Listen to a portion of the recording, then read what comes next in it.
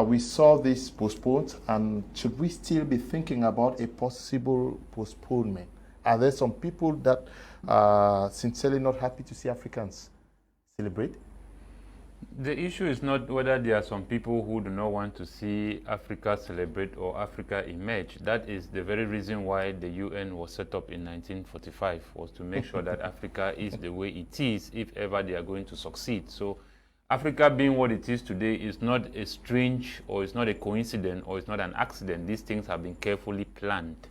And if you look in the democratic arena, things do not happen by accident. Things are happen by people who have carefully calculated and put strategies in place in order to get a return. So to me, I would say that, you see, when you failed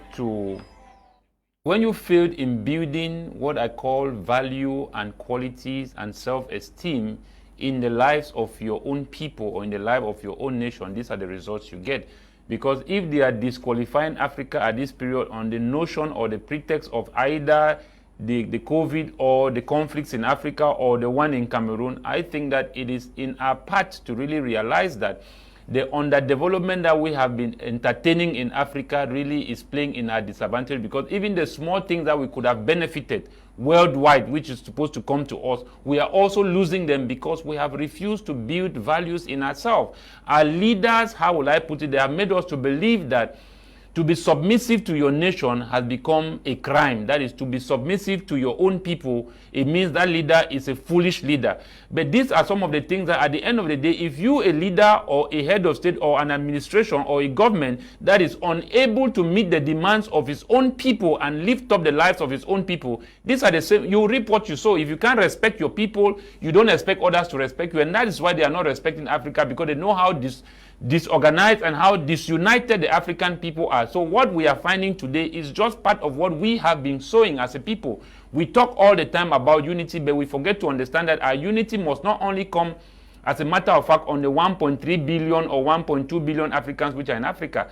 I've given statistics of about 3.5 billion Africans which are out of Africa. And this is where the core of our unity is. And this is where the imperialists long ago knew that if Africa is going to stay divided, the Africans in the diaspora should not have any, should not have any involvement in the affairs of Africa, and the Africans who are at home should not have any link with the Africans in the diaspora. And that's why it has gotten to a point where we cannot even recognize ourselves. We are here struggling on our own, hoping that we are going to change things. We can't change things because any house that is divided against itself cannot stand. The division of ourselves, Africans away from Africans, it will create a whole lot of instability, underdevelopment, bad economy, corruption. There are just so many things. Why? Because it has offered room for other foreigners to impose on Cameroon. As a matter of fact, if Africa is wise, we must learn to live together by living apart. Because we are talking about the African Nations Cup. How does it concern the imperialists? Or how does it concern Europe? Or how does it concern FIFA? We should be able to organize it. It's an African thing. We are talking about African Nations Cup, isn't it?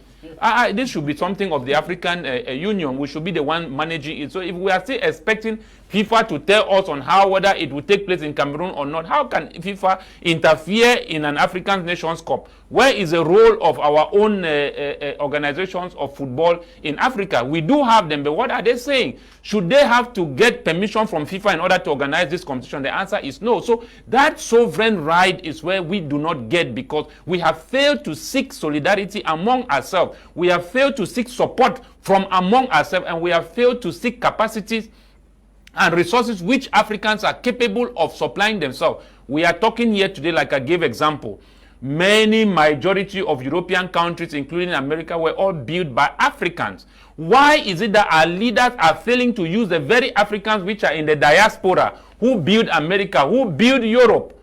Why can they not seek that alliance to build Africa? This is what we are talking about. You talk about, you go to Nigeria, you go to UK, you find over 700 and something thousand medical doctors. Africans have capacity, but all those capacities and resources, human resources, are all being exploited in the West. They are not being used or invested in Africa. Now, if we have to bring back these Africans and build in what I call solidarity, reconciliation, and unity, you will realize that we will not have anything to do with the UN. We will not have anything to do with the AU. We will not have anything to do with the EU. We will be able to be self-reliant, self-sufficient, and be able to manage our own self. But the way Africa it is today, if we are looking at the majority, Mr. Komyonat, 3.5 billion Africans out of Africa, 1.2 billion Africans in Africa, where is it weighing much? We should focus on understanding that the diaspora has fought in history to make sure that Africa was organized. Do you know, Mr. Komyonat, as a matter of fact, we are talking about Africa.